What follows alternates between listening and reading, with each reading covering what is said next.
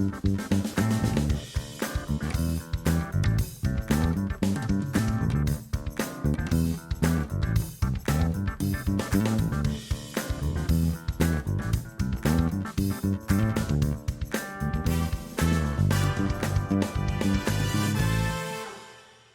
and welcome to the Heart of the Matter. I'm Adeolu Adefarasin. Today we're going to have an awesome conversation with Aramide Abe, the founder of Naija Startups. So make sure you stay tuned. We'll be right back. Hello and welcome back to Heart of the Matter. I'm Adeolu Adefarasin. I'm here with Aramide Abe. And if I start reading your CV, it will take like 20 years. It will take like half the episode. So you've got so much that you do. You have experience in...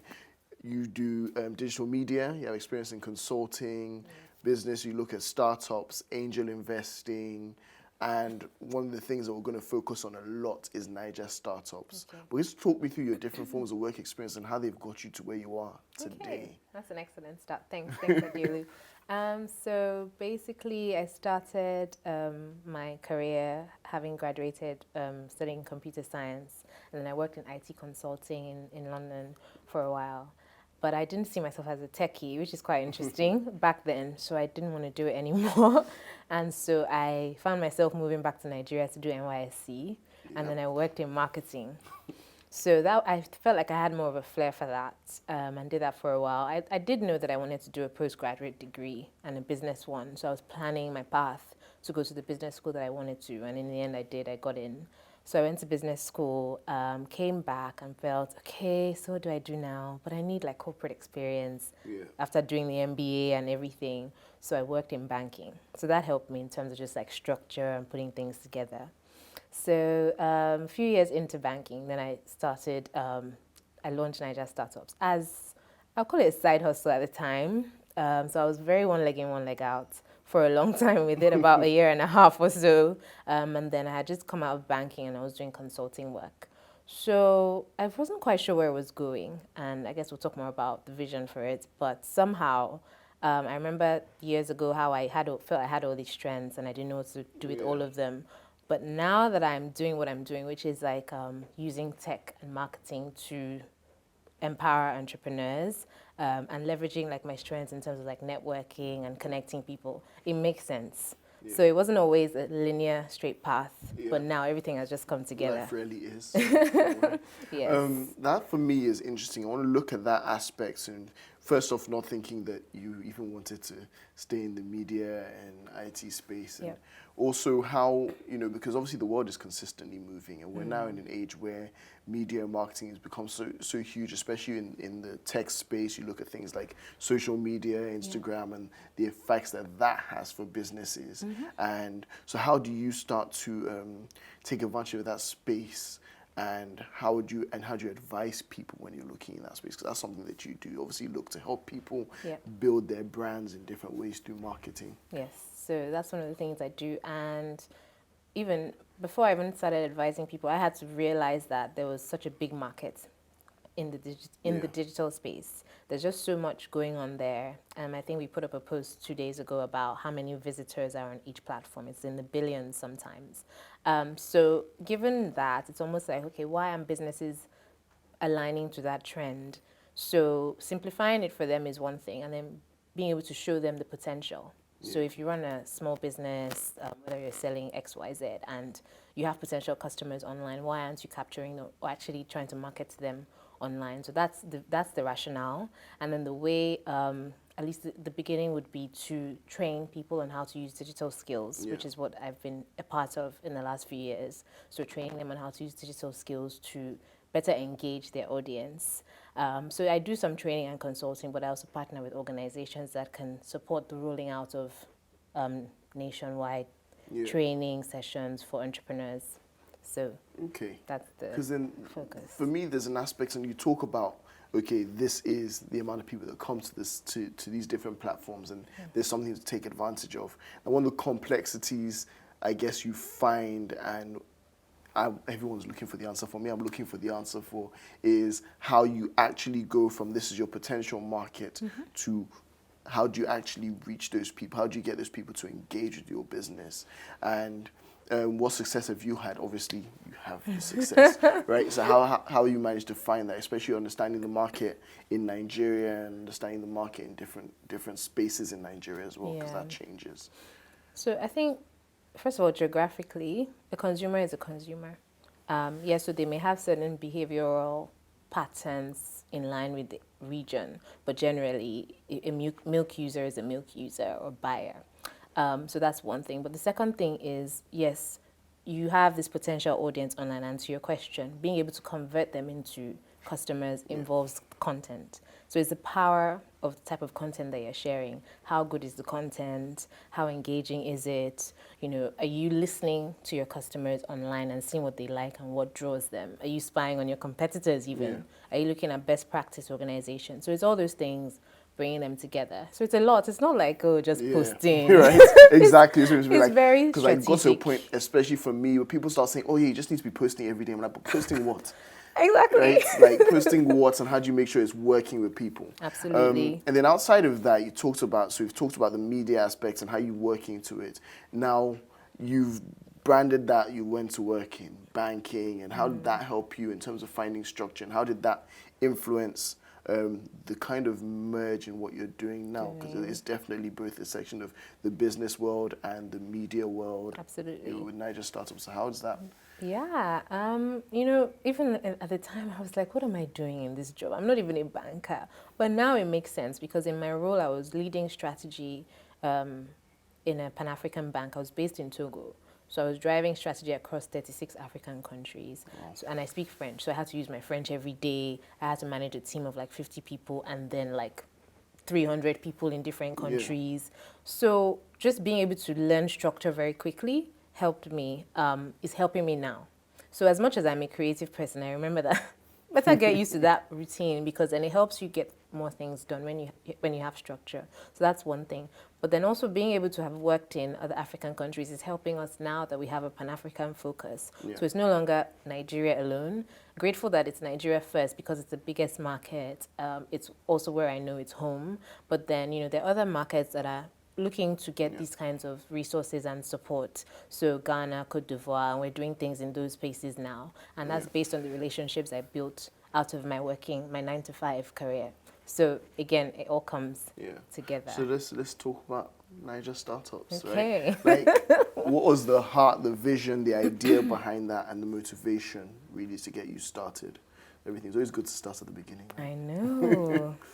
And you know, the thing about it is, at the beginning, not every entrepreneur kind of knows what they want to do with it. They have an idea, but they don't necessarily know the right path. So for me, I knew that I wanted to find, to help entrepreneurs access information better. And accessing information better helps you become better at business, because if you run a hair products brand and you want to private label your products, you don't know where to find a factory, for example, in Nigeria to do that. Google doesn't really give you that much information, because, again, Google is powerful, especially in the West, but here they're still building that data in. Structure, so for me, I was looking at things like that and saying, okay, so what can Naija Startups do to fill in that gap? And so my answer to it at the time was a business directory, even though now it's more than that. A business directory doesn't necessarily answer that question. So I started building a business directory. And rather than hiring canvassers out to go out and get data, which is expensive, and in fact, you can just go bankrupt doing that. It made sense for me, having researched, to use digital media and social media. So that's how the whole social media spiel came in. So just the strategy was, you know, we were featuring businesses for free. It's a model called freemium, and then they would exchange, they would give us their data in exchange. So similar to a LinkedIn, where you have, you know, you can do some things for free on LinkedIn, and then there's a level where you then pay. So that's the idea, where, you know, like the base, you can get things like free advertising and listing on Naija Startups, and then if you want additional services, then you pay. So that's the model. So at the time, we were doing that, and then I was listening a lot to customers or the entrepreneurs, and realized they kept asking, what can you do for us? What can you do for startups? Do you fund? Do you? So, you know, just doing a lot of listening, I realized, okay, we can actually do more as an entity. Yes, being a business directory is all well and good, but you can empower people even more. So that's the journey, how we've now come to become this resource for entrepreneurs in terms of, okay, information, we have events, networking, if you need information or a service provider, we can get that. But even more so now, focus on funding, because startups need that a lot. So access to investors, and then designing a program that we're launching soon. And then the third is growth. So training, mentoring, which we do in partnership with organizations. A lot of it is free because there's the grants and the funding available for that for us to roll out across the country. So it's those three pillars, which is resources, funding, and then growth for businesses. So, because I want to, one thing that I always hear often is there's no success without succession. True. So the idea that, okay, you've got this, like you said, you start out, kind of the short-term goals because you started, your original vision was very much a directory. Now, where do you see Naija Startups in 10 years, 15 years? What gives it longevity? Yeah, so you've asked a very excellent question, and I think it's being nimble, especially because we're in an era where technology is changing things. There may be no Instagram in 5 years or 7 years, but it may just be, right? Everything just comes like and a high goes, five. And when something new comes. Exactly. So I think the key thing for us is to stay nimble while we begin to gather our community and get to know them more, because even though there's going to be technology, artificial intelligence, and all that, the power is in the people, knowledge, relationships. Those things are the most powerful. Data and insights. That's going to drive a lot of things. So our vision is to really get closer to our entrepreneurs off of digital as one strategy, but also to continue doing the things we're doing well and to expand across Africa, sub-Saharan, in a sense. So you talk about different areas in terms of doing more, investing, helping businesses with funding and resources and all of that. And now what can I talk about a little bit when it comes to the success rate of the businesses that you've helped and how that creates a platform for other businesses? And like we talked about the longevity of Naija Startups, how do we find longevity in the businesses that you go about helping? That's a good question as well. So in terms of funding, the strategy to focus on funding as one of the priorities came about at the end of last year. So it's only this year, in the last few months, that we've now started supporting some entrepreneurs to access investors. Right now, we're working with 4 to raise significant amounts of money. One is trying to raise $300,000, another 250 million naira, and so on and so forth. So that is still in the works. In terms of the existing startups that have, raise money successfully, maybe based on the resources we've provided or through some programs we've listed, there's quite a number. I would say, at least 3 to 5% have, and as the growth businesses have successfully raised, maybe based on their own resources or, what access to programs that they've done. But we do have entrepreneurs in our community that have raised money. Then in terms of determining the success, as you know, startups, not many succeed. Maybe if you have a program, I don't know, I don't want to be negative, but maybe 8 out of 10, may not be the unicorns. I'll put it that way. And so with that in mind, it's just knowing that it's more to empower the entrepreneurs. Yes, to fund and get a unicorn where you make money and all those things, but also the key thing is to help them begin to build sustainable businesses. So some would fail, but you come out as a strong entrepreneur with experience and know that, okay, if you're going to launch something, you've got your learnings and everything. So it's more than just making money. All right, so we're going to dive into that, talk a little bit more about how you prioritize the businesses that you do help and where your focus goes to. But before we do that, we're going to take a quick break. So make sure you stay tuned and join us back as we continue conversation with Aramide. Thank you. Falling, like saying, bro, you're falling. Wow, you're falling. This guy, you are actually falling down. This stuff that you see on TV is happening to you. God is real. Who are you? Why are you black? Welcome to the heart of the matter. The whole world was looking for me. She called me, she's like, oh my God, Ines, it's called that brought you back. And I just dropped to the floor. I'm going to dive right into the heart of the matter. What are your thoughts on Canada? My thoughts on Canada? Yeah. Real random. I'm really so excited today. Just a tad. very passionate about leveling the playing field. Listening is not the only aspect of communication. I believe that the solution is from the bottom up. If you don't talk now, you talk later. There's glory. There's glory. So let's break it down. You can advertise your businesses, brands, and events on the Heart of the Matter. For more information, please send an email to hotmpr@gmail.com. Hello and welcome back to the Heart of the Matter. I'm Adeolu Adefaras and I'm still here with Aramide. We've talked a lot about Naija Startups and the focus behind it and the structures behind it. I want to look a little bit about where your passion lies. I know that you don't Naija Startups does not strictly invest in women, but I know that you've got a passion for women empowerment. Yes. So talk to me a little bit about that, where the motive comes from, what leads that passion. And you know that we're going to eventually kind of cross lines when it comes to like feminism and all of that. But please let me know. This narrative, Lord help me. So to be honest, when I thought about Naija Startups, there was an option of, okay, should it be a women-focused organizations? But I was never drawn to doing that. So I said, okay, no, it wouldn't be women-focused. But I think over the years, I've come to realize that maybe having discovered myself, I'm realizing that a lot of women probably are in the place I used to be. So talented and skilled and everything, but just hiding. Yeah. So that led me to now say, okay, do you know what? Women empowerment is something I'm passionate about, which is encouraging women that you can do it. Just, even if you fall, just do it, you know. So that's the rationale. And yes, so I would say I'm a women empowerment advocate.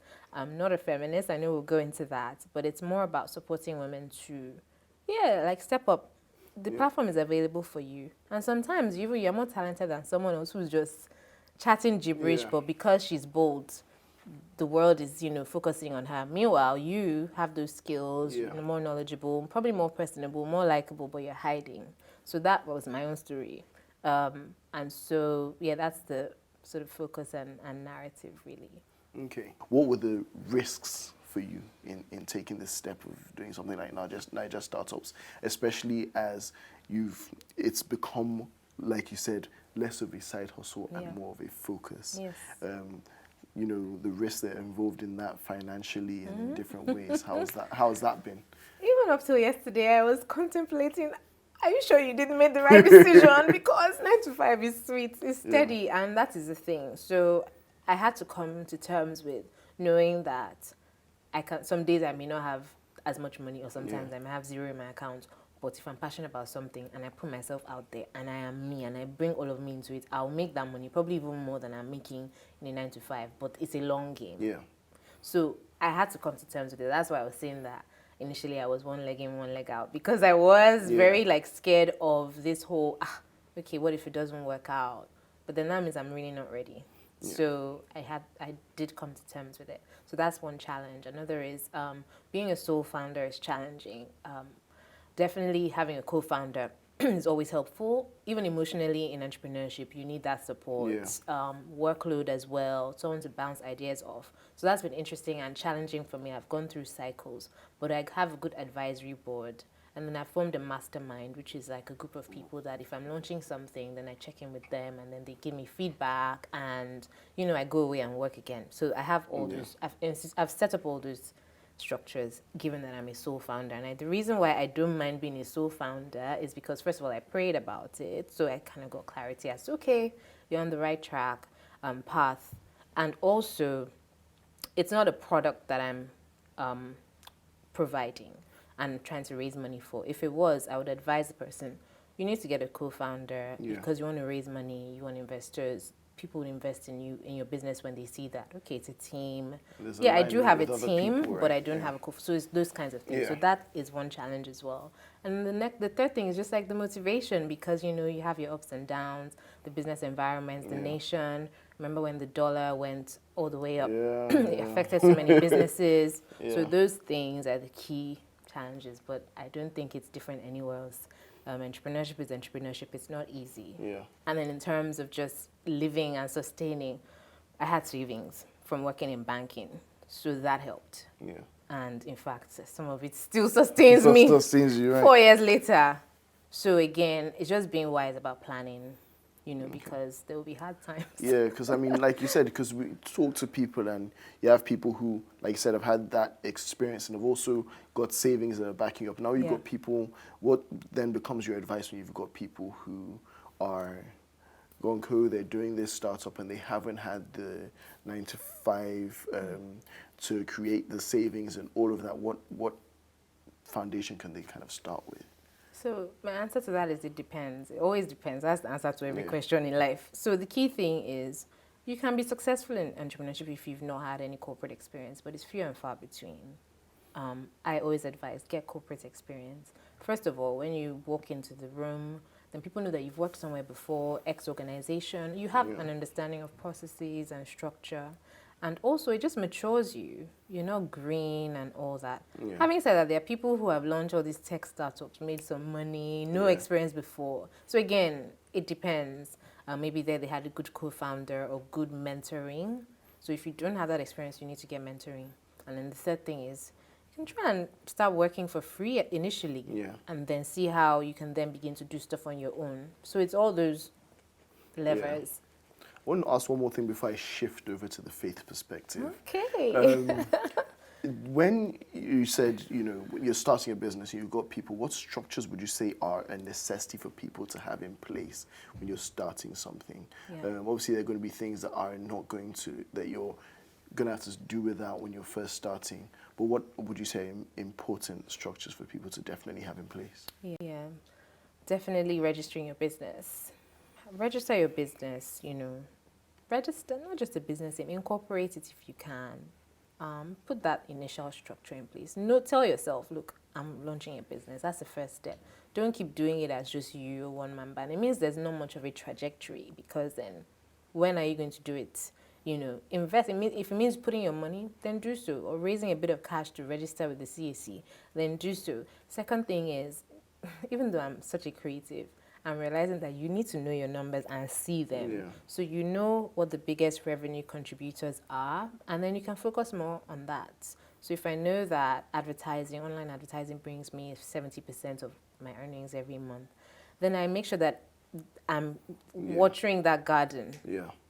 As opposed to focusing on things. So my numbers are able to tell me that. So having a simple cash flow statement, your income statement, doing your accounts at some point, and of course paying your taxes, which is always, interesting for startups. So that structure, and then just beginning to form a team. So yes, you don't have the funds now, but you can actually draw your org structure of how you ideally have your company look like if you had the funding, the years in business and all, because then you can work in line with that.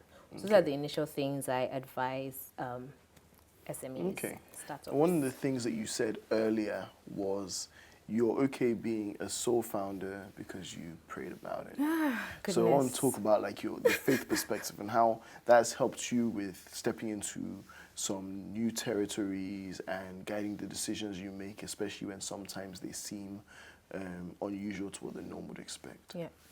So, I think maybe I'm a bit extreme, but I think everything for me is driven by prayer. So, I pray a lot. But I think I had to get to the point where it's not just praying. I'm also building that relationship with God, nurturing it. So I'm listening. So I'm doing talking, but am I listening? Because God is always speaking. But then He's looking for the vessels that will actually receive based on, are you ready? Are you mature?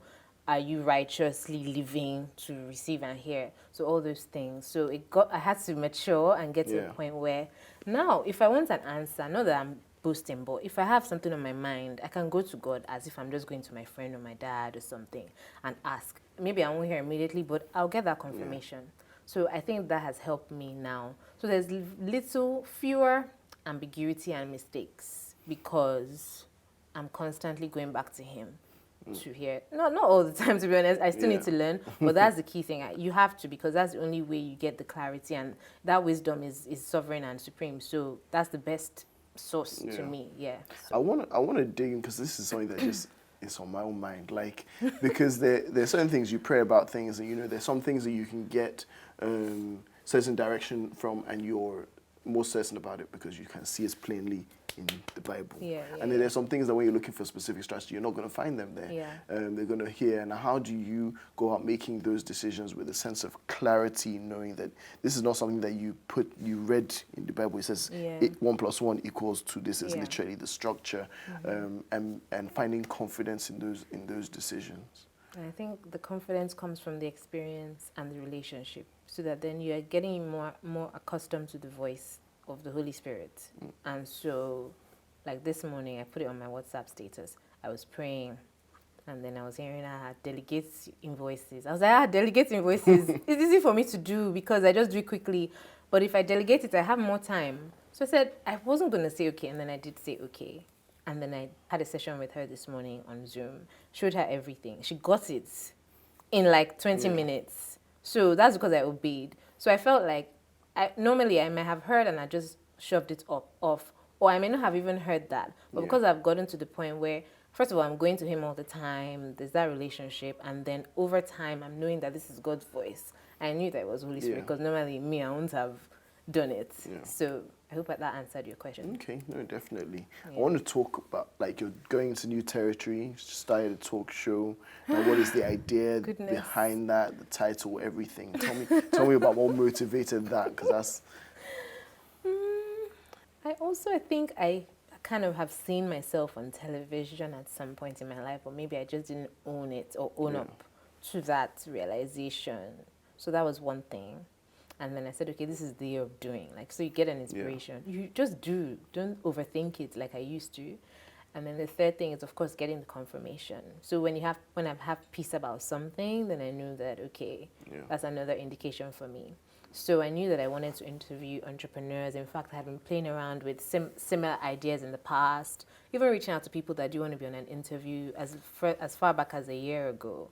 But this year I decided, okay, just do something. So I started Business Sense with Aramide, which is my new show that I just launched. And I interview entrepreneurs more around a topic specific to business, to educate the broader audience and within the African setting.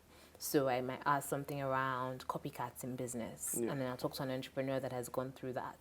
And then we talk about their business, but then we focus on that topic. And then, so that's the vision and the objective. Okay, that sounds very good. In terms of things like that, Naija Startups, how can viewers get involved? What is it they need to do if they're looking for help? Okay, so that's a good question.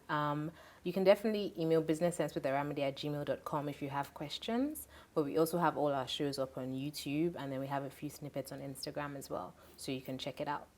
Yeah, please let them know where they're checking it out. What is your social media or the platforms? Okay, so Instagram is at Business Sense with Aramide, youtube.com/businesssensewitharamide, and the email businesssensewitharamide@gmail.com. Business Sense with Aramide, that is branded, right? So thank you very, very much. It's been an awesome conversation. I've really enjoyed it. So we'll be right back. Stay tuned. Hello and welcome back to the Heart of the Matter. I'm Adeolu. We just had an awesome conversation with Aramide Abe. And one of the things that I definitely took out of it is, yes, there's so many different markets in different areas, but ultimately a consumer is a consumer. So if you understand your product, you understand what you have to offer, you will do great. Naija Startups is doing a giveaway to 2 business owners, 1 male and 1 female, a 1-hour social media strategy consultation session.